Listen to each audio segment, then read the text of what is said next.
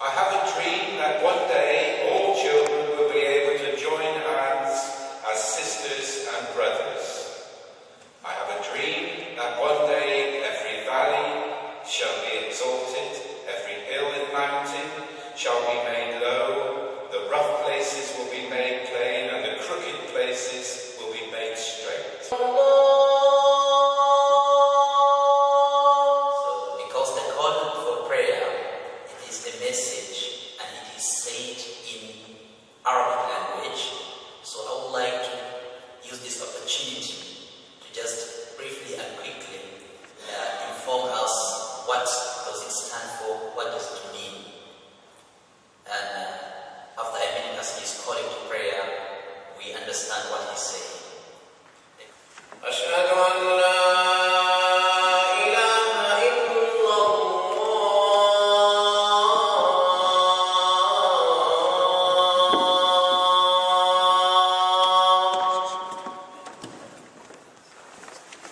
أشهد أن محمدا رسول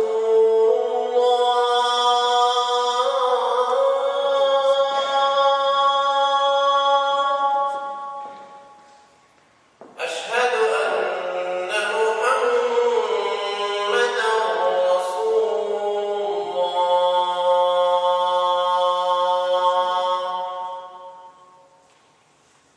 حي على الصلاة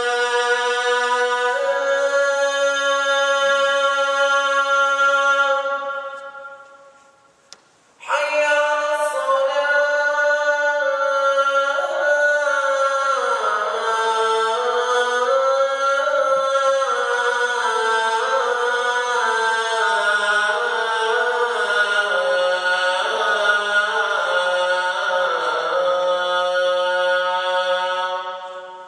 The call to prayer, it's just a piece of information extended to the members of Muslim congregation that it is time for prayer. Get ready and come and pray. That's what it means. And it contains 17 short sentences, but they carry huge meaning. حي على الفلاح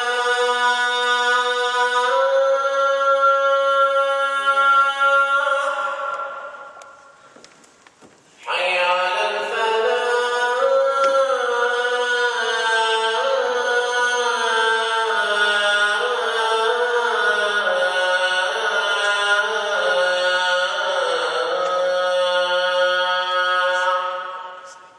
In the beginning, we will shortly hear him say, Allahu Akbar, meaning God is the greatest. God is the greatest. Allah is the name of God in Arabic. God is the greatest. God is the greatest. Allahu Akbar, Allahu Akbar. La ilaha illallah.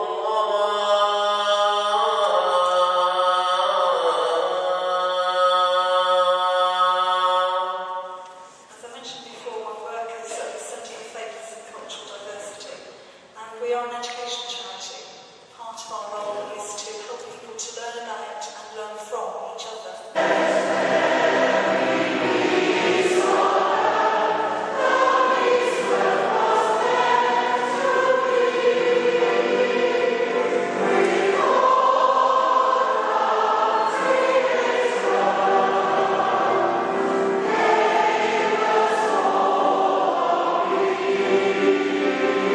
The religion of God and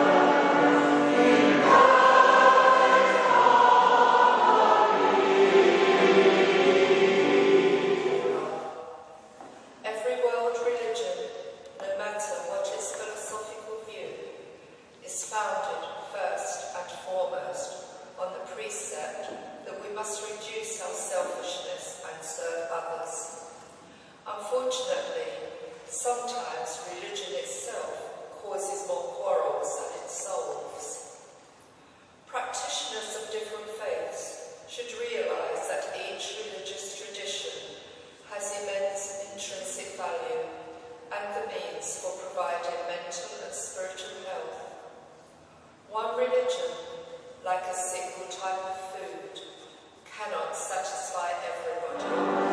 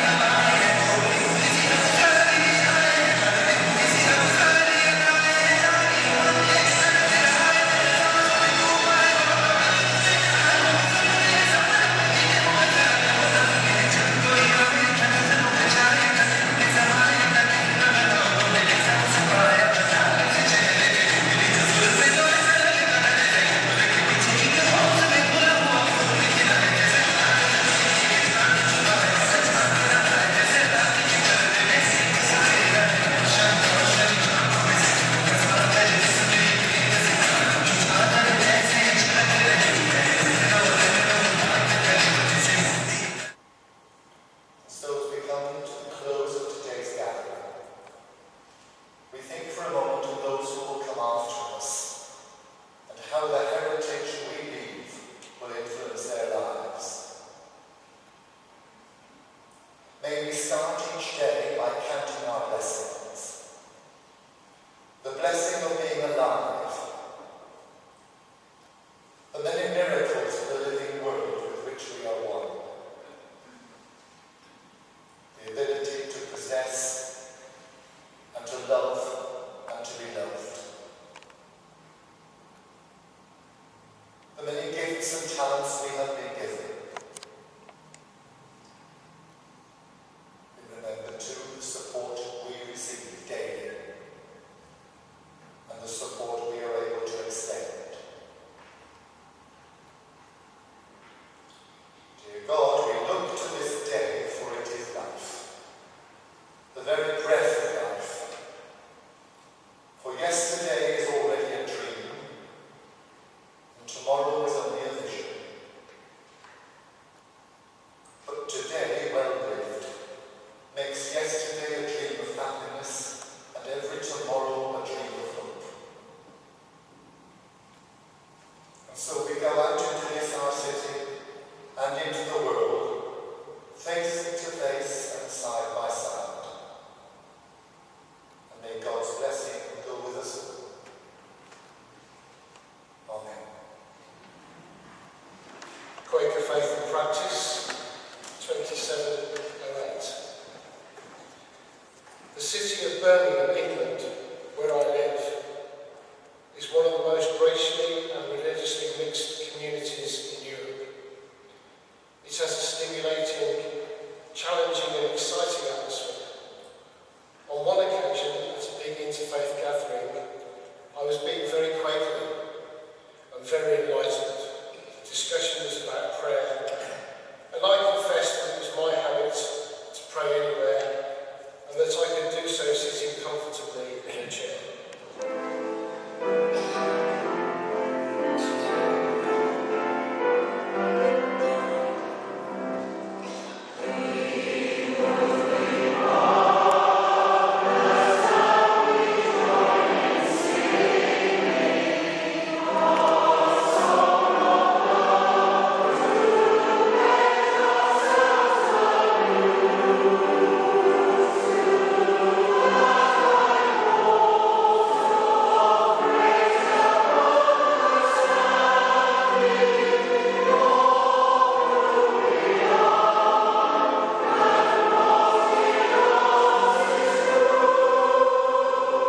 Something from the Sufi tradition. Now, the Sufi order was brought to the West from India by Inyak Khan over 100 years ago with the intention of uniting the people of East and West. Sufi knowledge is transmitted from guide to student, and the aim, being heart-centred, is to serve humanity and God. And this will be followed by another uplifting song from our in-house choir, which Brian will lead us with. They are fantastic, aren't they? Are you enjoying the choir? Yes. Thank you. But first we have a Jewish contribution, and I'm very grateful to Father Richard Silk, because sadly our Jewish leader can't be with us this afternoon. Many people don't know that actually in Plymouth, just around the corner, we have the oldest Plymouth synagogue, which is the oldest Plymouth Ashkenazi synagogue used in the English-speaking world. And most people don't know about it. It is an absolute gem. So if you get the chance to go and visit that, I would definitely recommend that. And Liz Berg, who's one of our Jewish faith speakers from the centre, has been working with me recently on a storytelling project, which has been really very excited about. So she sent a little story. So I'm going to share the story with you, and then Father Richard Silk is going to give you a bit of an explanation. It's called The Secret of Power.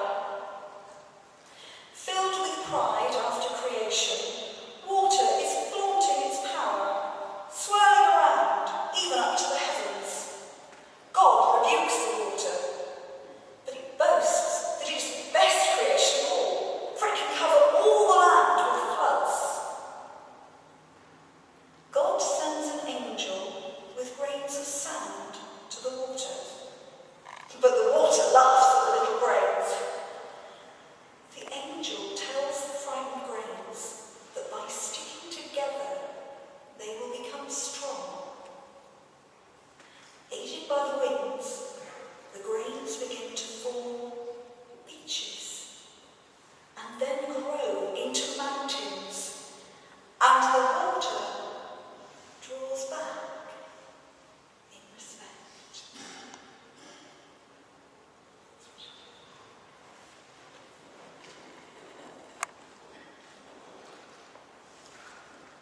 In the Torah, at the end of Exodus, Moses has to bring the children of Israel into some semblance of community after the incident of the golden calf. He does this by getting them to build together the Mishkan, the ark that will house the symbol of God's presence, a cloud by day and fire by night. It is the working together that forms the community. The pride people take in trying to do something the best they can, not for themselves, but for the common well-being. The former chief rabbi, Jonathan Sacks, says of this portion of the Torah, and it is applicable to us all. We find our God in community. We develop virtue, strength of character, and a commitment to the common good of the community. Community is local. It is a society with a human face. It is not government. It is not the people we pay to look after the welfare of others. It is the work we ourselves do together.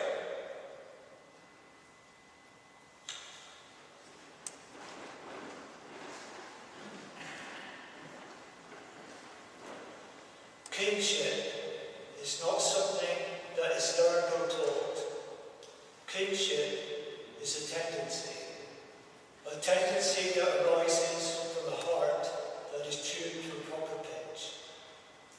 And it is in a natural tendency that real happiness lies, from which arises harmony and which culminates in peace. The message of kingship is a message of sympathy, a message of harmony. We do not wish all the people in the world to be of the same religion. So, on behalf of us and the Council of Faith, we'd like to thank all of you for coming today and gathering around our man. And we'd like to thank you for what you have done, and we pledge to keep it going, and it'll get better and better as the years go by. And so, from us to you, thank you for